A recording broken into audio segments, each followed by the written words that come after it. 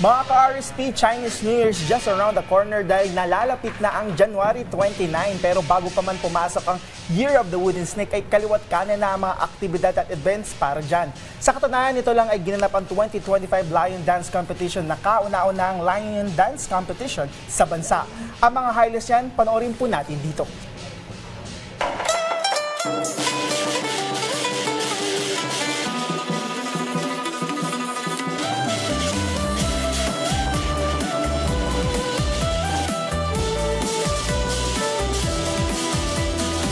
Kamakailan lang, ang Huang Lion and Dragon Dance Group, isa sa pinakamalaki at pinakakilalang grupo ng Lion at Dragon Dance sa bansa, ay nagsagawa ng isang prestihiyosong Lion Dance Competition sa isang mall sa San Juan bilang paunang selebrasyon ng Chinese New Year.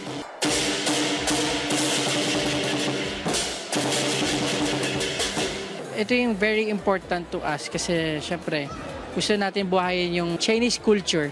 Kahit hindi lang naman to sa Pinoy at Chinese. Kaya hinaheld natin yung mga every Chinese New Year, may mga lion dance. Ang Lion at Dragon Dance ay isang mahalagang bahagi ng kultura ng mga Tsino. Isang makulay na tradisyon tuwing Lunar New Year bilang simbolo ng swerte sa pagsisimula ng taon. Kasi ang lion dance for us, sila yung nagtatanggal ng bad luck. And ang dragon is sila yung nagpapasok ng lucky.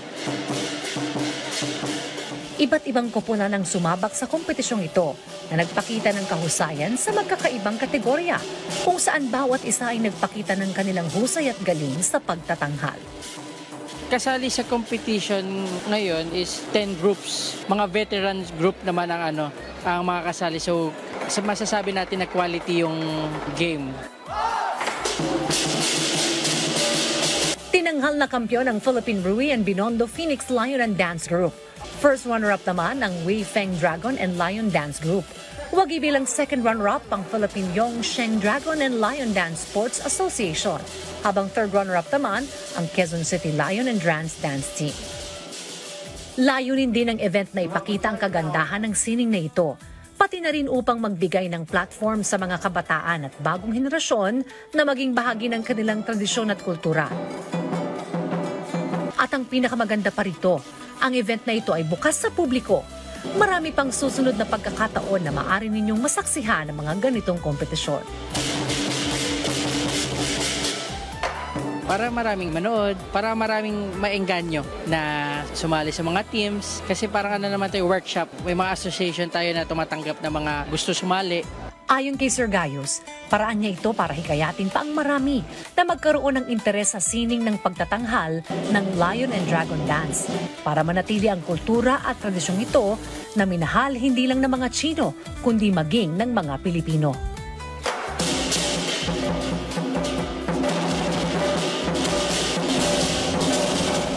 Siyempre para mas makilala pa sila at para salubungin ng Chinese New Year Week, ay makasama natin ang Huang Lion Dragon Dance kasama ang kanilang founder na si Sir Gayus. Uy, good morning. Welcome sa Rise and Shine Pilipinas, Sir Gayus. Good morning sa lahat. Sir, good morning. Kwento nga mo naman kami, paano nagsimula yung grupo? Ano yung inspirasyon? Nagsimula kasi ito sa school ko before. Yung school ko before mayroon wushu team. So yung mismong head namin sa wushu, may sarili pong lion dance. So, doon ako pumasok sa sa lion dance. And nagkaroon naman ako ng opportunity na magtayo ng sarili ko. Ayun. I understand yung mga hamon. Nagsimula kayo sa isang maliit lamang na produksyon. Pero ngayon, po kami, actually dalawa lang dalawang lion lang. Okay. So ngayon, nagkaroon kami ng 6 groups. 6 groups na. Wow, in fairness. Opo. Pero pag wala silang ginagawa, nasa zoo naman sila. No? Ay, iba. Sir, from those challenges, sabi nga, nagsimula lang kayo sa parang dalawang lion. Ilan na kayo ngayon? Tapos paano nyo pinipili kung sino yung pwedeng maging miyembro? Open naman kami kahit sino basta yung may loyalty. Ay, loyalty. Opo. Okay, sige. Kamakailan lamang po nagsagawa kayo ng Lion Dance Competition. How was it? Kamusta experience dito? Okay naman yung competition. may plan pa naman kaming sa susunod. Tuloy-tuloy. Tuloy-tuloy, Ah. yearly. Pero kasi di ba kahit naman hindi Chinese New Year, nagkakaroon din kayo ng performances ninyo. Opo, yung mga opening store, Ay, restaurant. fairness. Ayun. Tuloy-tuloy. Minsan All year nga, round. pag si Audrey kasi gusto niya yung ganyan, pag breakfast, nanonood lang siya, bigla ba nagkakape. Sabihin ko mag-perform nga kayo. Random lang eh. Opening of the day. Oo, pwede. pwede. Para yung swerte pumasok, no? Yes. Opo. Sir, with all these years, no, ano yung natutunan ng grupo? And maaaring future plans ng yung grupo mula dito sa Wang Lion Dance competition na isinagawa natin?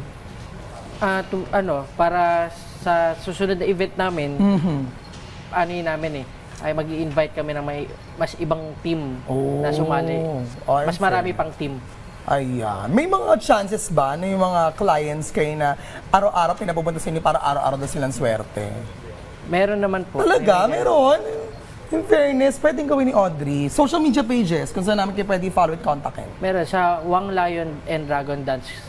Yun po yung page po namin. Ayun. Sa mga gusto na i-invite sila, no, puntahan na yung page na yan. Teka lang, tanungin ko itong mga to. Nahihirapan ba kayo dyan?